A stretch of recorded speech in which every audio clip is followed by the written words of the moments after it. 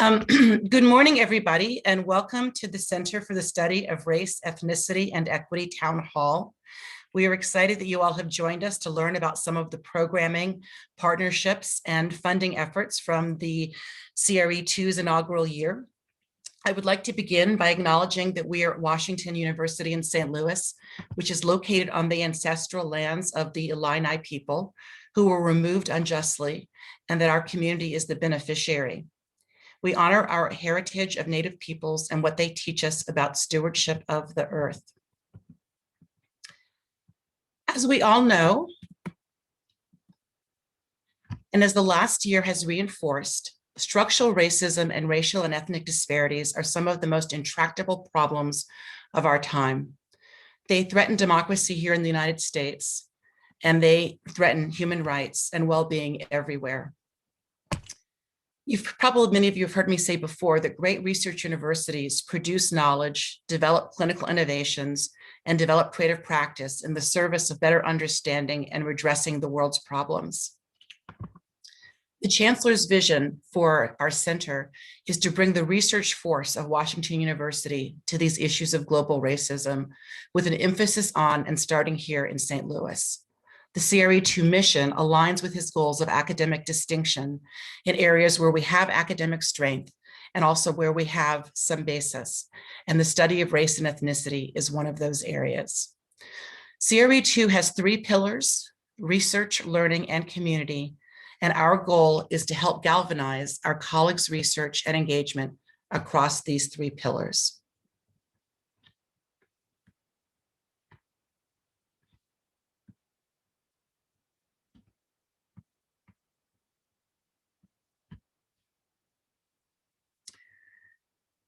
Tila, do you want to advance the slide? I'd like to introduce our leadership team at the center. I am co-director.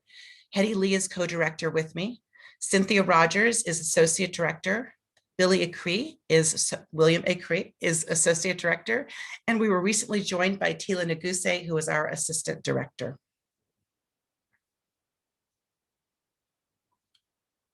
What we want to do today, as I said, is spotlight some of our programming, some of our partnerships, and also some of the opportunities that we've taken to try to support our colleagues at the university. So we'll start with our inaugural faculty fellows. In the spring of 2022, we have a wonderful cohort of colleagues. We're very excited, as you can see, that they are across the schools, across the disciplines, and doing very different kinds of work that showcase the impact of the study of race and ethnicity across time, across history, and across discipline. So I won't do extensive introductions of them, but I want to highlight that Cynthia Feliciano is a professor of sociology. Karma Frierson is an assistant professor in African-American studies. Trevor Gardner is an associate professor in the School of Law. Hussein Latif is an assistant professor in the Brown School, and Ariella Schachter is an assistant professor in sociology. And the 5 of them will have a full semester relief from both teaching and service to work on projects that we've highlighted here. And our hope for them is that not only will this give them the focused time that we all need as faculty to do deep reflective work and also sort of monumental explosive research, but also will give them an opportunity to connect with each other. And so we very carefully chose and curated people whose work we felt would be synthetic, and also who would be sharing methodological differences across methodologies. Another one of our newer initiatives is that we have recruited graduate students to join us as fellows. Each year, we will be bringing in somewhere between 4 and 6 fellows who are being admitted by the graduate programs or terminal degree programs across the entire university. And they will be functioning together as a cohort. They each get a small stipend that is renewable over the course of their fellowship term. And again, our goal here is to bring together people who are focused on, in this case, because they're graduate students, pioneering work at the heart of race and of ethnicity. But again, very much in the spirit of what we're doing to share methodologies and to gain better understanding of race and ethnicity in the process of that sharing. So we were delighted to have nominations from all of our, almost all of our schools, from six of our 7 schools. And we're delighted that we are welcoming people from sociology, from Romance languages, from the School of Medicine, Occupational Therapy, from McKelvey in computation, data sciences, and also not pictured because we just don't have their pictures yet, are Dennis Boyd and Paige DeVos from the Brown School and from anthropology. And so we take this to be part of both our research mission and also part of our learning mission in helping to develop the next generation of colleagues and scholars who will be at the forefront of doing work and research in race and ethnicity.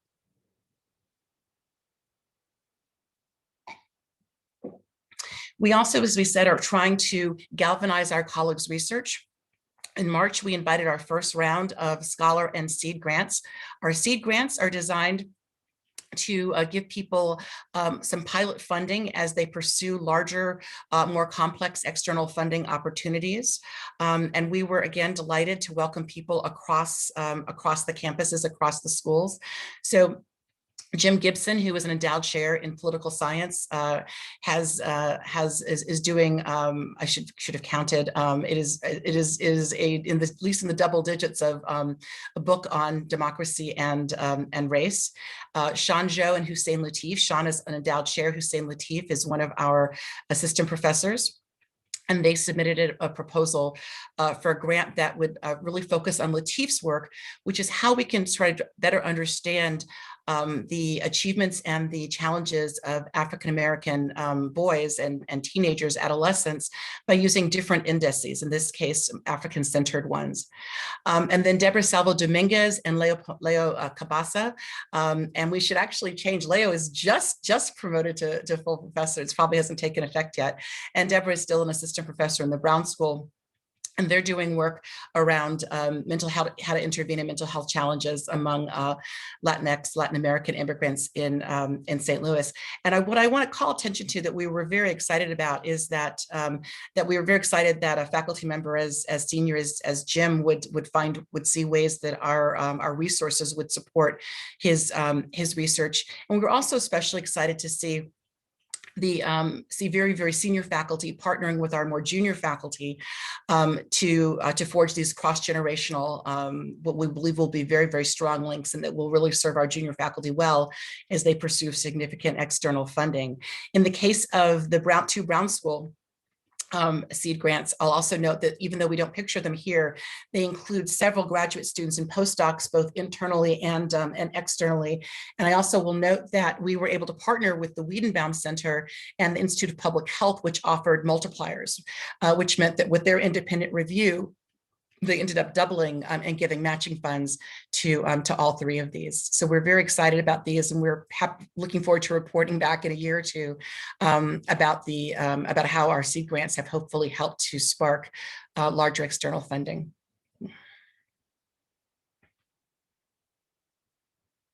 We also were able to give scholar grants, and unlike seed grants, which we really see very much as sort of pilot or seed funding for people who are pursuing external funding, our scholar grants are designed to support projects that are conceived as terminal in nature. So again, we were thrilled to have many applicants across the schools, across the disciplines. In the end, we awarded 3. We awarded one to Shefali Chandra, who is completing her second significant monograph on penetrating America, colonial replay and the remaking of a supercaste, to Patty Hayda, who is in the Brown School. Shefali is in the Department of Women, Gender, Sexuality Studies, and History. Patty Hayda is in Sam Fox, and she's doing work here in St. Louis. She continues to do path-breaking work on how we understand space and how space ends up entrenching racial disparities and different ways that we can try to shatter that. Xing Huang is an assistant professor at Olin Business School, Ohad Kadan is a very senior member of Olin Business School, and the two of them submitted a very powerful proposal to better understand how the race of money managers affects the extent to which funds may be hired, and sort of not their outcomes the conventional way, but the ways in which they're able to pursue business compared to firms that are more homogeneous. And I will note that Cheng and Ohad's team, like the Brown School teams, is very diverse, and it includes graduate students in finance as well as these two faculty members. So again, we were very excited to see these very vertically integrated teams.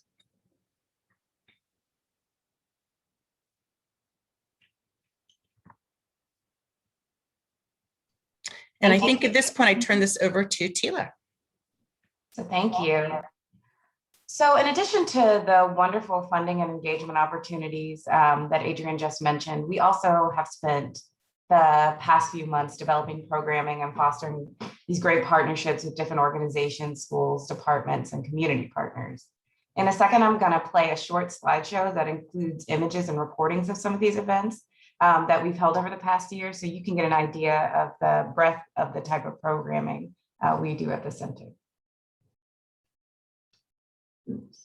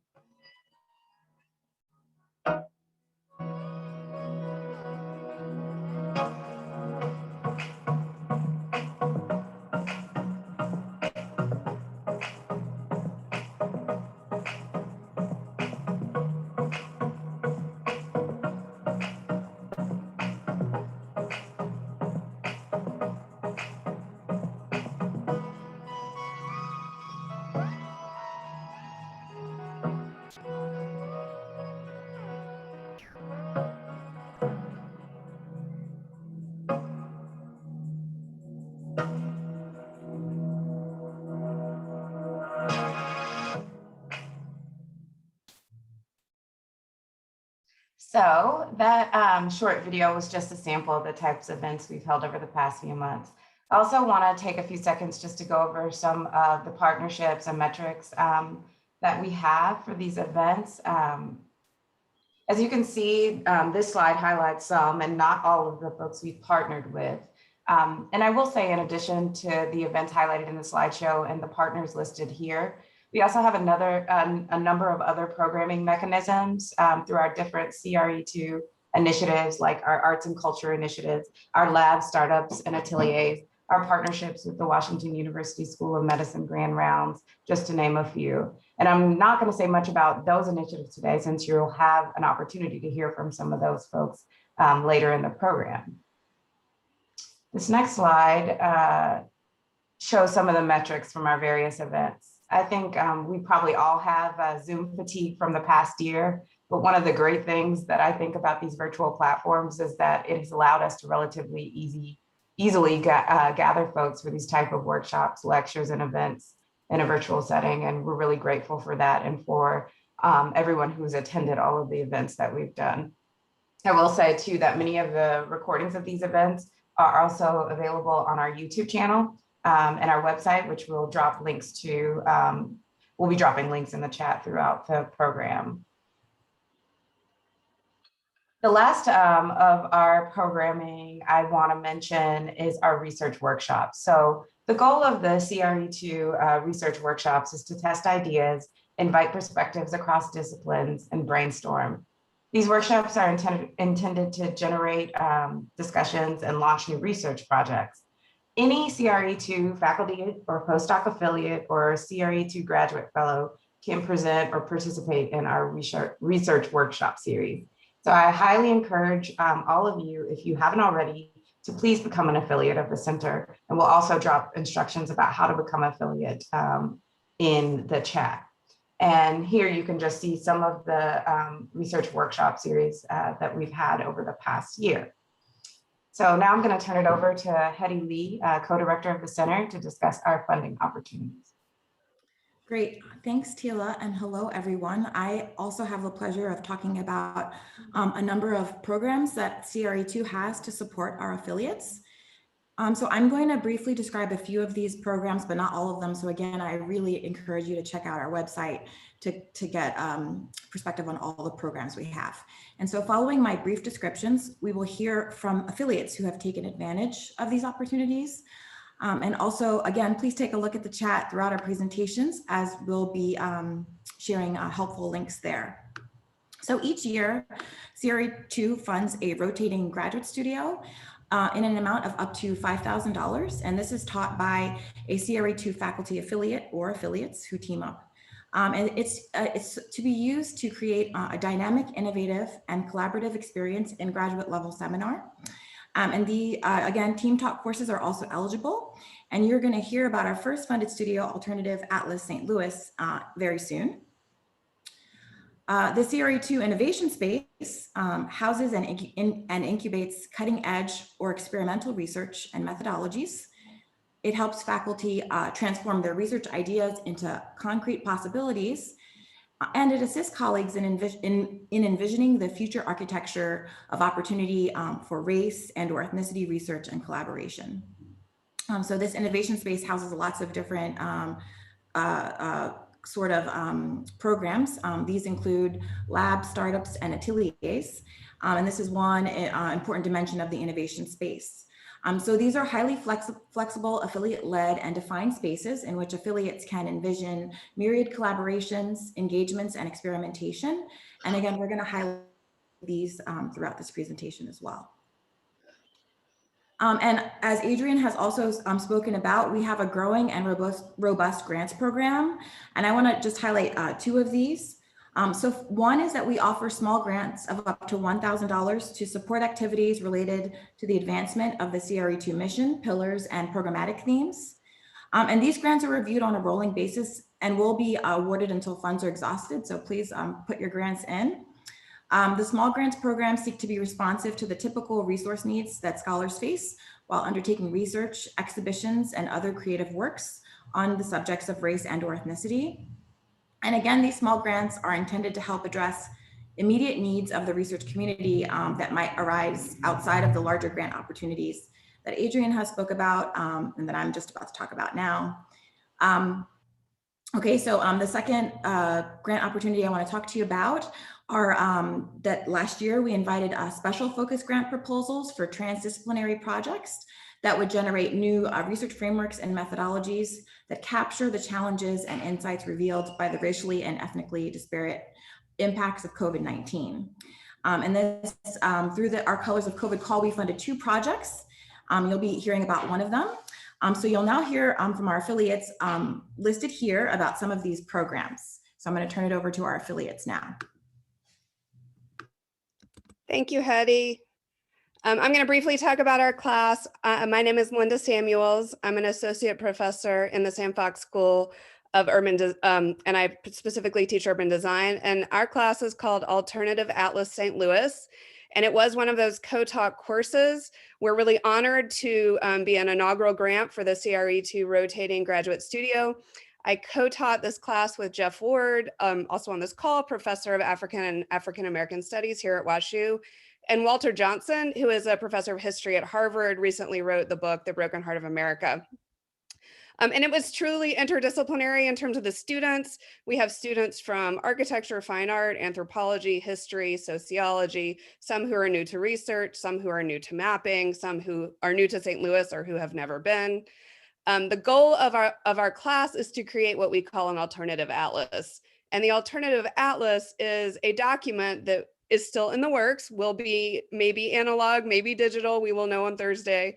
And the goal is to illuminate the hidden structures, expose the contentions, decode institutionalized power relationships, and create counter memory for the city of St. Louis.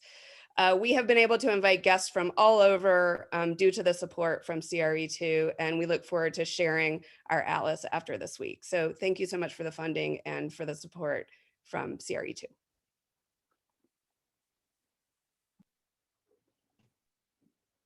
Next, we have a video submitted by Kinley Brown.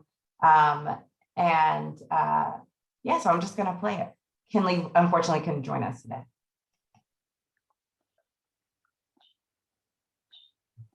Hello, everyone. My name is Dr. Kinley Brown, and I'm a postdoctoral fellow in the Department of African and African American Studies.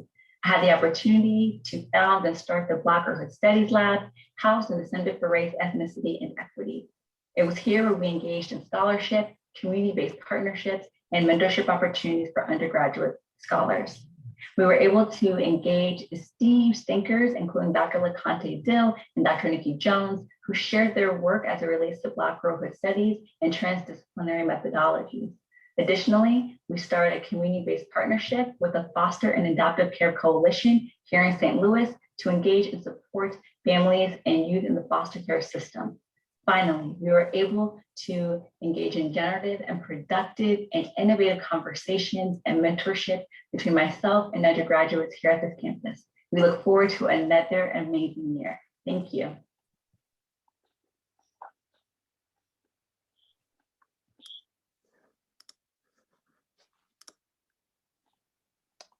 So hi, I'll jump in at this point and talk a little bit about my project. I should say first that my name is Trevor Gardner and I'm a professor here at the School of Law. I also want to thank Professor Davis and Professor Lee for inviting me to participate in CRE. My project is a historical project on the history of criminal administration in the United States. I'm working on a manuscript, the tentative title of which is Crime and Racial Capital. And my hope is that this project will offer an alternative history of the development of criminal administration in the United States. I've designed the project to be responsive to Michelle Alexander's book, which many of you know about and have read, and also critics of the book who have different concerns about the theoretical implications of Michelle Alexander's central argument.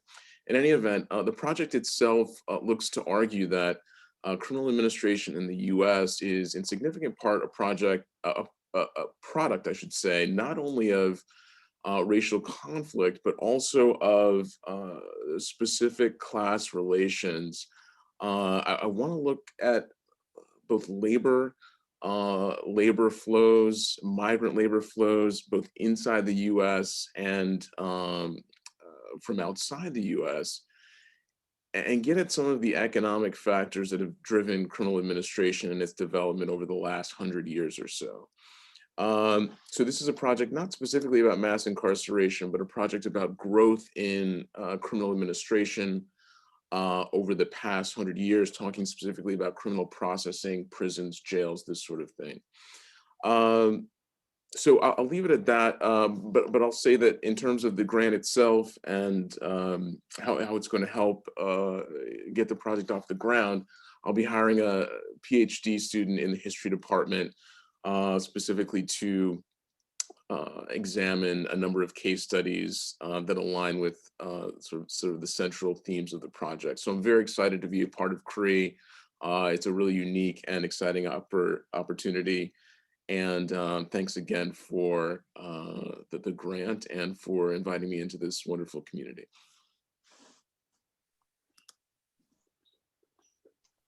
Hi, everybody. I'm Todd Braver. I'm a professor in psychological and brain sciences, and we are extremely grateful for the support from CRE2. When I say we, I'm also referring to Dr. Diana Perez, who's the fearless co-leader of our group, and to Dr. Carol Wilkins, also professor in psychological and brain sciences, who adds her extensive expertise in the core topics of our research working group. So what are these topics? Our group is formed around the idea that mindfulness as both a construct and also a set of hands-on skills and techniques can play an important role in what the scholar and teacher, Professor Rhonda McGee, has called the inner work of racial justice. And with small grant support from CRE, we initiated a lecture series on the topic of mindfulness and anti-racism, in which Professor McGee was the inaugural speaker on Friday, April 30th. And as I think was shown on a previous slide, we were extremely gratified that the talk had over 600 people registered and over 200 people in attendance on a Friday afternoon. Recording, transcripts, and slides from that talk will soon be available on the CRE website. We now have a second speaker scheduled for September, and we're planning for the series to continue on to the 2021-2022 academic year. So stay tuned for more info on that. And with the support for our working group, another of our main activities so far has been to launch a new website that I am dropping into chat right now. And this website will soon be featuring a set of resources on the topics of mindfulness and anti-racism. And we're in the process of curating and annotating those resources now. A broader goal is to expand our activities by launching a formal center for mindfulness here at WashU, for which we'll make this component of mindfulness and anti-racism an important focus. And in particular, we're hoping to engage in community outreach efforts to make mindfulness more accessible and available to underrepresented groups in the community. Lastly, as a fully inclusive group, we'd be thrilled to add new members who are interested in joining us for this work. So please contact us at the website. In short, we're excited for what the future year will bring. So thanks again for the support.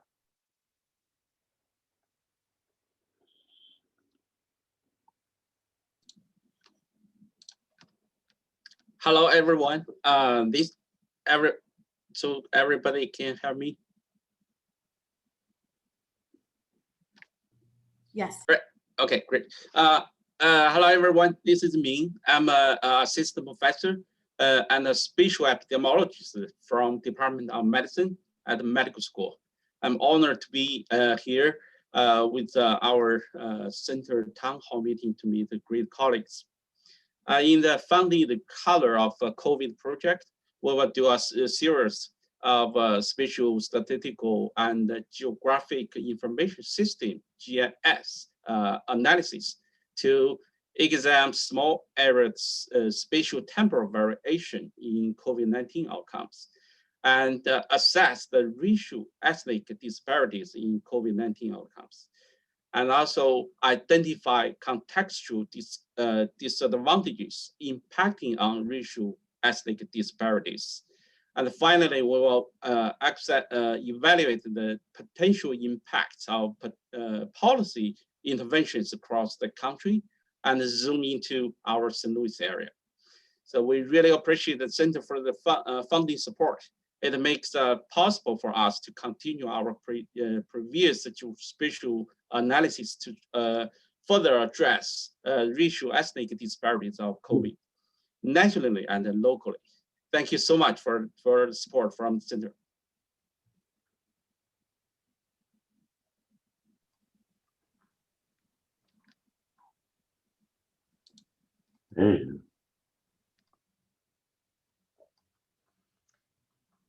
Hello, I'm Cynthia Rogers.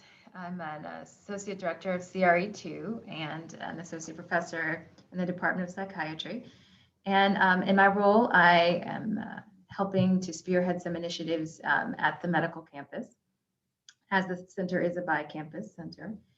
While we are able to partake in all of the initiatives that have been spoken about so far, there are a few initiatives that we have created that are specific to the medical school. And the work that we have done at the medical school so far has been very much assisted by an advisory board that we created of faculty at the medical school. And so I just want to introduce them. First, not pictured here, but a member of the advisory board is Dr. Lisa de las Fuentes, who's an associate professor of medicine and biostatistics and the co-director of the Cardiovascular Imaging and Clinical Research Lab. And then as you see, Joyce Ballsbury, who's an associate professor of neurology, Bettina Drake, who you'll be hearing about in a moment to speak specifically about one of our initiatives, who's a professor of surgery, Sarah England, who is in the Department of Obstetrics and Gynecology, and Dr. Ebony Carter, who is also in the Department of Obstetrics and Gynecology. And these faculty members have been critical in helping us launch some of the initiatives we have started at the medical campus. And before we hear more from Bettina about one of those initiatives, I did want to highlight another one that is just recently initiated, and that is with the Institute for Clinical and Translational Science. So for those familiar with the medical school, the ICTS provides a lot of the research infrastructure and funding for the medical campus. And we were fortunate to partner with them to become a just-in-time core. And the just-in-time core usage funding program at the medical campus with the ICTS is designed to provide very quick access to funding for any of the cores. So usually you can receive funds within a few weeks. And we are partnering with them so that CRE2 faculty affiliates who have the extensive expertise in research and design methods necessary for the rigorous study of race, ethnicity, and racial inequities in health can serve to provide consultation to other folks at the medical campus on the design of research studies, as well as incorporating modules about studying race and ethnicity into research training programs, and assistance with programming for other research activities. We can also provide consultation on writing for research grants that study or incorporate the study of race and ethnicity as part of their scientific aims, as well as in assisting writing in minority supplements for existing research grants at the medical campus. And so the just-in-time usage core funding allows us to provide funding for the faculty affiliates to provide this consultation to the other research faculty at the medical campus. So with that, I'm going to hand it off to Bettina Drake, who's going to describe another one of our initiatives at the medical school. Great. Thank you, Cynthia. My name is Bettina Drake. As Cynthia already mentioned, I'm a professor in the Division of Public Health Sciences in the School of Medicine. And I want to highlight today our CRE2 in partnership with the School of Medicine Grand Rounds initiative. And as some of you may know, Grand Rounds is a time-honored tradition, not just both at WashU, but across medical schools across the country to educate med students, clinical researchers, and healthcare pioneers. Our specific partnership connects colleagues interested in health, race, or ethnicity across specialty, disciplines, and schools. And so within our first year, our goal is to have 3 partnered grand rounds with the School of Medicine per year. And the first 3 that we had was one in obstetrics and gynecology featuring Karen Scott, as well as Dana Allen Davis. We also partnered with bringing in Margarita Algeria from Harvard Medical School, as well as Helena Hansen from NYU. So we're looking to partner with each of the departments within the School of Medicine, specifically CRE2 and the Grand Rounds Committee can provide some financial support to help bring in those individuals, but also technical assistance to help you think about potential speakers to bring in, as well as promoting the Grand Rounds event across the university. The members of the CRE2 and WSSM Grand Rounds Selection Committee, it's chaired by Dr. Rogers, as well as the co-director of the center, Adrian Davis, as well as Drs. Leah Piloto Cabasa, Dr. Sheila Rosden, Dr. Rakhi Bayani, Dr. Sharita Butler-Barnes, Dr. Ebony Carter, Dr. Catherine Riviera Spoljaric, and Dr. Jose Savalos, as well as myself.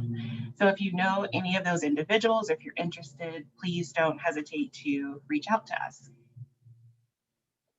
Thank you.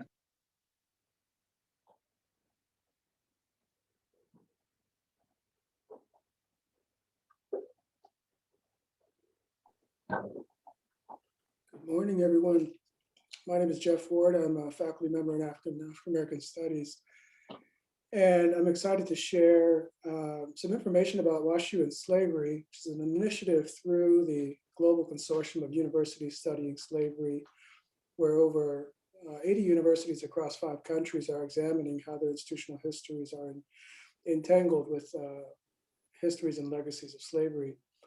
WashU officially joined University Studying Slavery this past week, but our planning for this initiative began last fall, leading to a proposal formally approved by the Provost and Chancellor this spring. WashU and Slavery will be led by an organizing committee and a research and collections working group comprised of faculty and students, administrators, alumni, and other stakeholders. We will welcome broader involvement and will announce various ways to get involved, including project funding opportunities for undergraduate and graduate students shortly. We'll also recruit a postdoctoral fellow this coming fall. Building WashU in Slavery through CRE2 will support a key initiative, which is a key agenda item for us, which is integration across the institution and an interdisciplinary project design. In many cases, these projects sort of live in history departments and don't tap into the methodological and other depth that research universities offer. Building through CRE2 will also enable us to connect this project to strategic efforts of the center and other campus and community partners.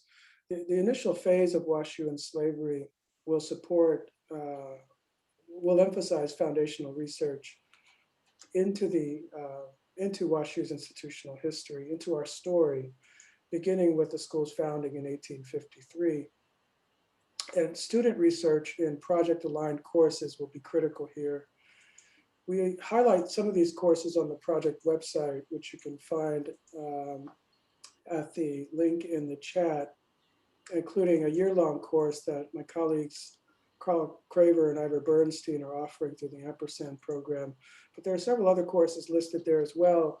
And I want to invite you, if you're interested, if you're teaching a course where there might be opportunities for students to research WashU and Slavery, to get in touch, and we would be happy to include those. We'll also initiate a research working group through CRE2 this coming fall, and we'll likely have a few informal project conversations over the summer as we continue to build out the project infrastructure. Close partnership with the libraries, archives, and museum will be key to building an informed, sustainable, and impactful initiative. We've begun to do that work already to further organize and contextualize relevant collections, for example, and to begin planning and development of a digital project infrastructure.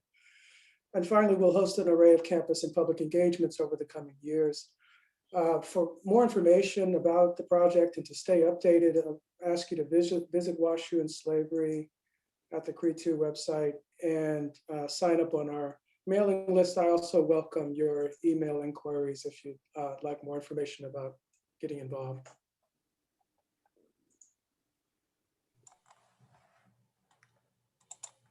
So good morning, everybody. I'm Billy Acree, an associate director with the center.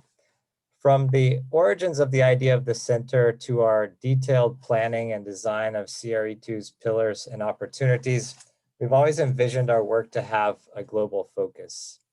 So just as the study of race, ethnicity, and equity must be historically grounded, attend to the urgency of the present, and provide roadmaps for imagining a better future, we must also bring a global perspective to the global forces that race and ethnicity are, and to what is clearly a global struggle for greater equity.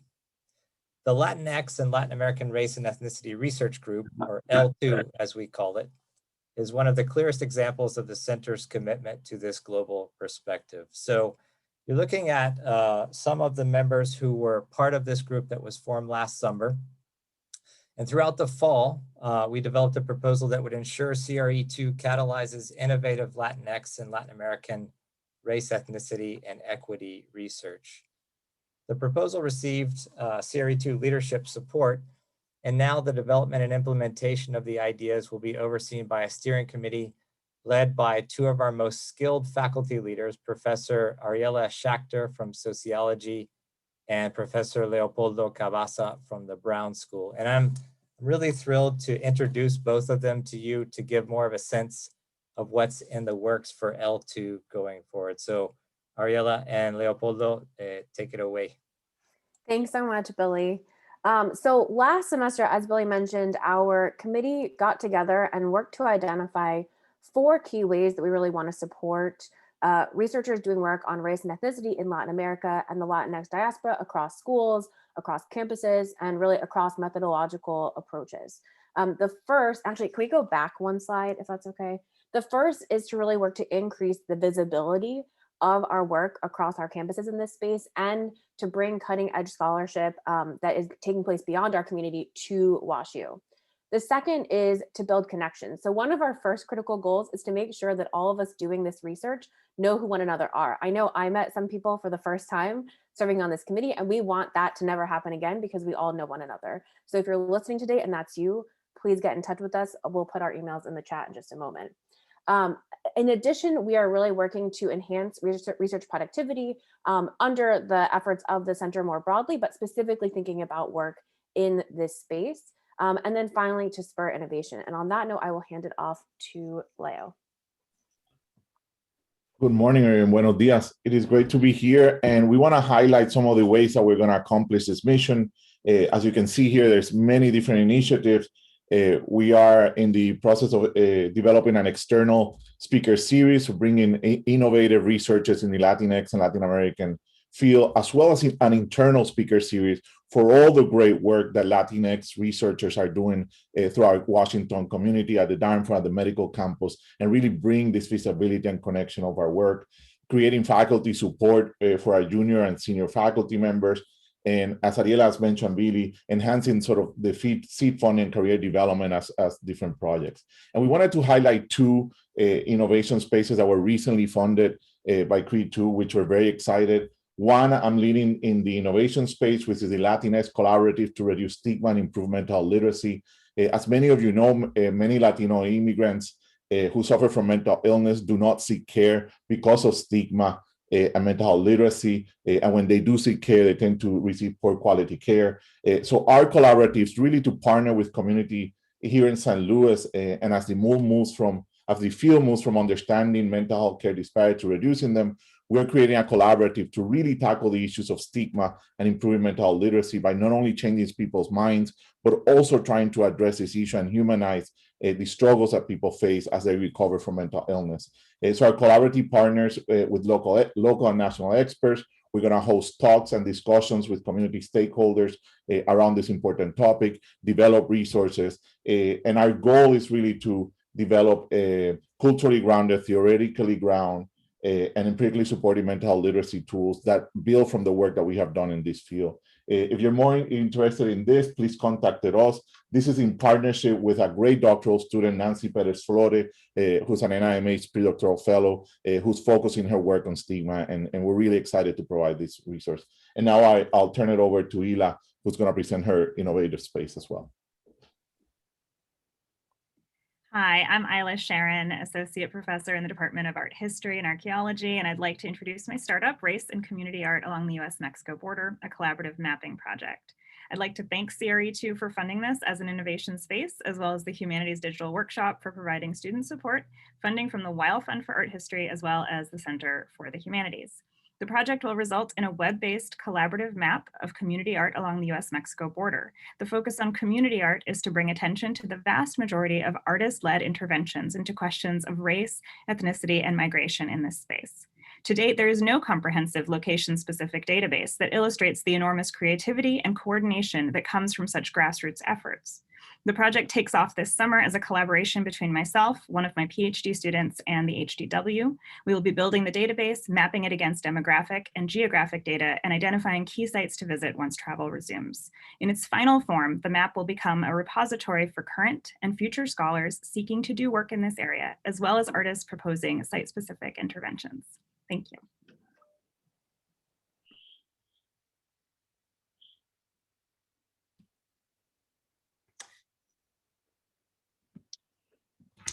Hi, so we're about to go to question and answer, and I want to introduce someone who has just joined our team, Salome Haile, who is largely responsible along with Tila Neguse for the town hall today. So we want to welcome Salome, who's going to be working with us as a graduate intern for the next year or so. We hope that you will view CRE2 as a vehicle and as a resource to support your research and your clinical innovations and your creative practice. And we especially encourage you to join as an affiliate. Our affiliates showcase the depth and the breadth of the range of research and practice and disciplinary approaches that we have working on race and ethnicity at Washington University. And they empower not only external funders to find the folks who are doing this work at Washington University, but also community partners and also our own colleagues to identify potential partners and collaborators. We currently have about 100 faculty affiliates, about almost 10 postdoc affiliates, 3 resident trainees, 8 staff affiliates, and our first alumni affiliate, Otis Johnson, who left us in January to go to Johns Hopkins, but was one of the founding directors of CRE2. So please do consider joining as an affiliate. And we encourage people both for whom race and ethnicity already is at the core of your research, and also people for whom it might be a little bit more peripheral or who are still exploratory. We welcome everyone who has an interest in it. And Salome is going to be dropping several links into the chat about how you can sort of get involved, become a faculty affiliate, ways to follow us on social media and get connected with us. But right now, we just want to see what questions you all have about either what we have been doing, what we are about to do, and ways that we can support you in the upcoming months and years.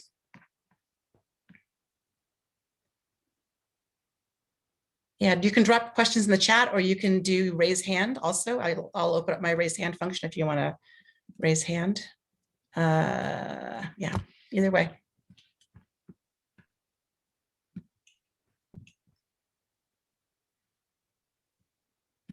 Oh, and we're also working on, in addition to the graduate fellows, which is a cohort-based experience, we're also working on getting inviting all graduate students to become involved as graduate affiliates as well. So please stay tuned for that before the end of May. So Susan Colangelo asked, what is the role for community organizations in CRE2? Susan, can you say a little bit more? Good to see you. See you here. Can you say a little bit more about your question? Hi, everybody. Can you hear me? Yes. Hi, Adrian. This is so exciting. I'm just blown away by everything that you all are accomplishing. So I'm the executive director of St. Louis Story Stitchers Artists Collective. We're at 501c3. We work in St. Louis on performing arts. We work with 16 to 24-year-old Black youth from the city and county of St. Louis mostly. And we're a nationally recognized arts organization that is known for innovation in youth crime prevention. And we work a lot on gun violence, as many of you know. And we want to be involved in this. We just finished up a Divided City grant this week. We had a wonderful experience working with some faculty at WashU and our youth-led podcast program. So I'm just curious what community organizations are involved in CRE2 and how can we get involved? Great. So first, so because Susan's a good friend, I'm going to enlist her and ask all of you for a favor. So when we initially created the center, we were calling it CRE2 for a whole variety of reasons. And then when we sort of did a test run on Twitter about 9 months ago, we realized that we had really, it was really a classic learning about race and ethnicity. And so we learned we had really made a very bad stumble, and that many First Peoples, First Nations, Native Americans were offended that they felt we were appropriating the Cree, the Cree Native language, Native people, and they asked us not to pronounce it that way. So we've been trying ever since then to help everyone kind of partner with us in calling it CRE2, but it's hard because we were CRE2 or Cree for so long. So I'm just going to ask everyone to please join us in this space of trying to honor other marginalized peoples, although I suspect it'll take some time. So Susan, we have I think there's a lot of ways we're still very much building out the community pillar, in some part just because, as you know, under COVID, things have been really challenging, and it's been hard to connect up with people. That said, in the first phase, we have been developing an arts and culture initiative, which is really engaging with creative practice and with artists and with arts institutions to really try to think about various ways that we can drive change for equity and the better understanding of race and structural racism.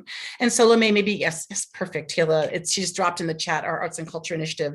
So we have been able to partner with a couple of the local cultural institutions to draw some focus. So we were able to partner with the Pulitzer around Jordan Weber, who does really, really provocative sort of space-based, place-based work and around how we think about sort of the injustices and the possibilities of space. And he got very excited. This was joint between us and Sam Fox and the Kemper and also the Pulitzer. And Jordan was very, very interested in how we could sort of use the art spaces to also connect up with some of the Close the Workhouse campaigns and other anti-carceral work that's being done in the city. So I guess the answer is it's very organic. We're constantly looking for partnerships with the understanding that we don't have a ton of human resources, but we're very excited to partner with people. So I think the way to get involved is just to hit us up and talk about things that could be short-term or long-term. When we build out into the second and third phases, I think we're hoping to have some more defined resources available for us to partner with community organizations. But for right now, it's sort of very, it's very organic and it's very kind of individual, individual driven. Did that answer your question, Susan? I was going to add to that, Adrienne. Thank you. And this is Tila. I was going to add to that just to reiterate. Yeah, this will definitely be a priority as we go into the second and third phases of the center, and particularly it's an area of interest, building community partnerships that I hope to help grow at the center. And I see Joyce. So Tila, is it fair to say that we don't want to to have you be deluged, but for people who are interested, could they contact you? Oh, definitely. Okay. Adrienne, I just want to add on to that really quickly. This is Billy here. And I want to put in a plug for a partnership that we're developing with the Sheldon. So this is a really exciting partnership that we're hoping to comes online over the next year, performing arts related, right, with the Sheldon Concert Hall and specifically performers from different places around the world. But I also want to put in a plug. Maybe it's more of a sort of a preview for a podcast series that we're going to be developing over the summertime that will hopefully launch in the fall, that can highlight some of these partnerships too, and hopefully connect with people who are doing all kinds of fascinating work around St. Louis and the region. So I'm definitely looking forward to hearing more and being connected with you all there. Thank you. We have a podcast series that's run by our youth. Maybe you can be a guest.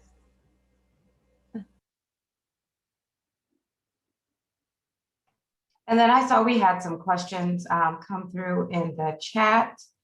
And so someone asked, how can interested graduate students without faculty sponsorship in the area of race and ethnicity get involved and find support?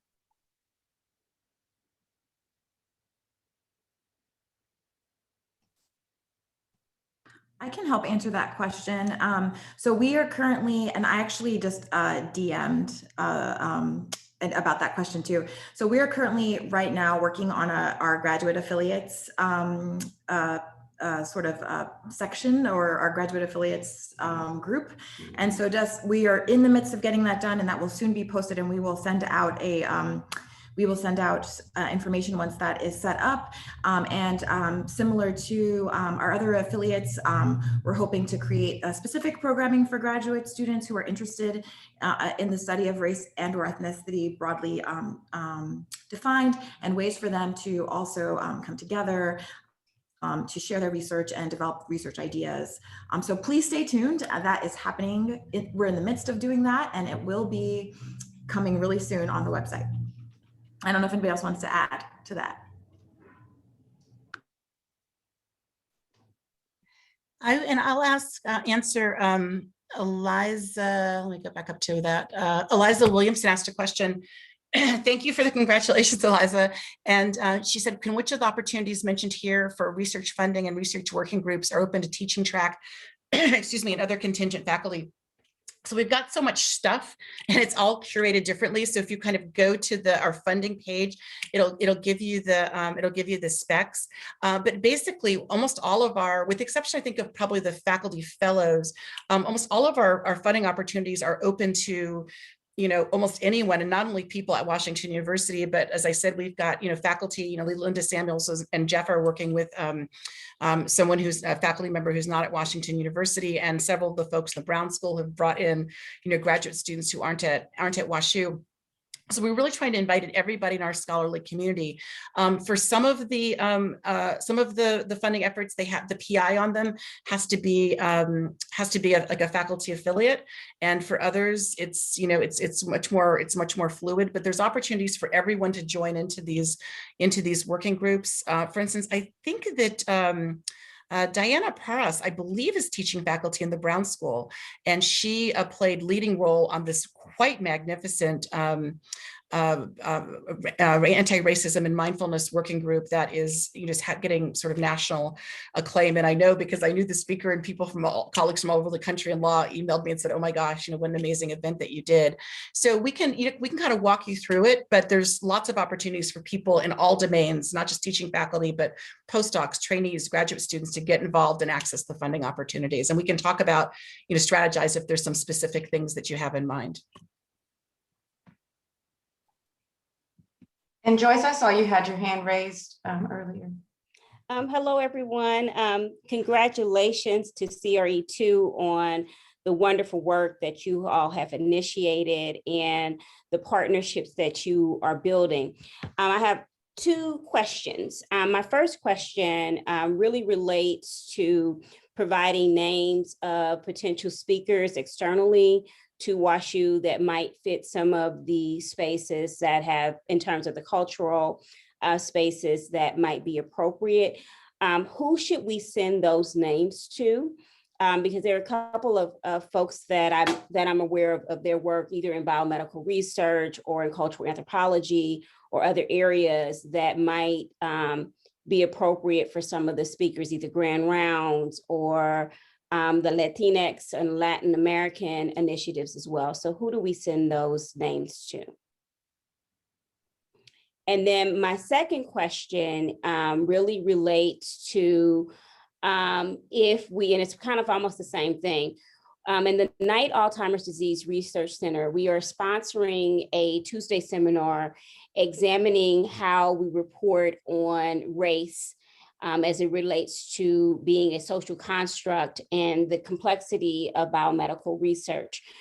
We've had some articles of investigators here who have been questioned about how we use self-reported race and the context of racism and things like that. So we're starting some dialogue with investigators and others on those topics. So I'm wondering, how do we share information about those seminars? Because we're bringing in 3 external speakers for that. And I would love for others within our institution to be made aware of these initiatives within Knight. So Joy, I think, so the easiest thing is going to be to send things to the CRE2 email address, but you can also, since you know us, you can also send things directly to Tila Naguse, who's the assistant director. And so for things that, excuse me, the Knight Center is doing that you want us to showcase, we can help do that in various ways. And especially for things that are significant, you know, we can send them out, you know, as part of our, you know, we have a weekly spotlight that Tila curates. And so we can include that, and we can include things on our calendar. And I can also include, you know, move things over to include them also on the diversity calendar, if that's helpful. So that's really easy. In terms of, so you're saying that you have thought specifically for speakers or for deeper partnerships? Both. So, so many of you all don't know me, but my research focuses on eliminating health disparities and increasing health equity, engage research processes. So there are some of my research partners and even some people that I haven't done research with, but whose work I admire that might be really good partners for us on external basis. Folks at Hopkins, a few people at Mount Sinai, some folks at UCSF, Mayo, and even Cal, and a few other places in the University of Puerto Rico where I actually have a visiting professorship. So, so in thinking about some of the people that some folks may also be connected with, but just thinking about how do we raise awareness about this wonderful initiative to our other academic partners, especially in the biomedical research space. Absolutely. I'll start and then maybe I'll let Cynthia speak to a little bit more. In terms of speakers, if there's ways that we can integrate people into the Grand Rounds partnership, we would love that. That's an easy way. Or if the Knight Center wants to co-host something, co-sponsor something with us. I can't remember if you were able to come to the Jordan Weber event or not, but it was we co-sponsored that one with the School of Medicine more broadly, and then specifically with the Department of Psychiatry.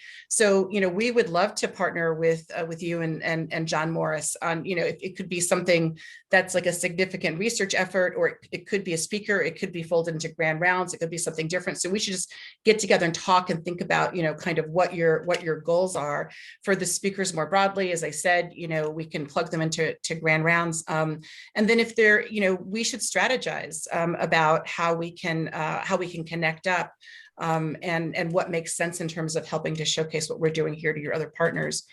Cynthia, do you have some thoughts? Yeah, so we spoke a little bit about this, Joy, after you had to run at the last advisory board meeting last week about expanding the Grand Rounds partnership to include other research seminars at the medical school in ways that we can sponsor speakers potentially outside of Grand Rounds. So that's something that we're still sort of in the process of thinking through and how we might expand that. So definitely, the advisory board meetings or emailing me or any of the leadership team at CRE2 when you have speakers in mind would be perfect. Okay, and Cynthia, I'll send you, Hetty and Adrian, the name of the speakers that we're bringing for the June 1st seminar. That way, credit can also be given to CRE2 for this, especially since I sit on one of the advisory groups. So I want to make sure that we are highlighting the good work. That would be great. And I just would say copy our assistant director Tila on everything. I will definitely. Tila, I will definitely copy you. We've connected a couple of times. So congratulations on your new role. You are with an amazing team. So I will definitely make sure that you are included on those correspondence. Thank you. I was going to quickly, I was just going to say, I think it's so awesome we have a partnership with UPR, and it'd be really great to forge more in general. I am biased because I come from the Virgin Islands, but I think that's really great. And secondly, I would just wanted to also say, always, if you can also see the CRE2 inbox too, because then we can have it an archive of all the emails as well. There was also a question in the chat from Marlene asking about certificate programs, and just wanted to mention, we're thinking really critically about the ways in which CRE2 can partner and serve to support research and also curriculum at the graduate and undergraduate level as in relationship to race and ethnicity. We have really great faculty that we want to support in their own teaching and research.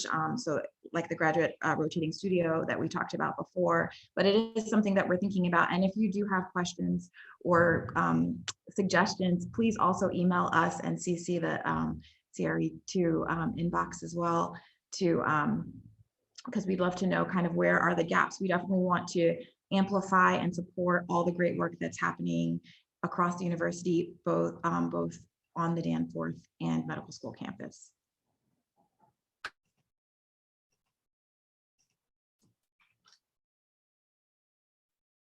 And then we did say we would wrap up around 11, but we understand if some of you all need to leave, but happy to stay on if you have other questions and want to have further conversation.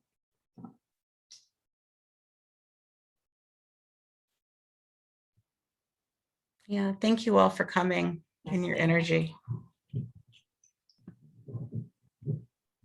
All right, thank you.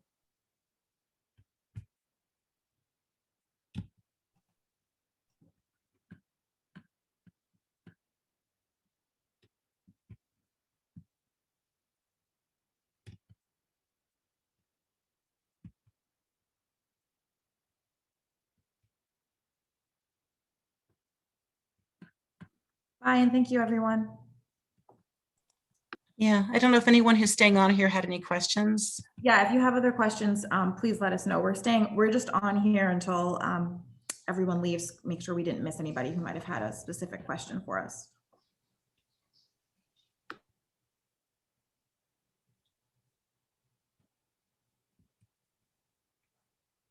They may have stepped away from the computer for a second.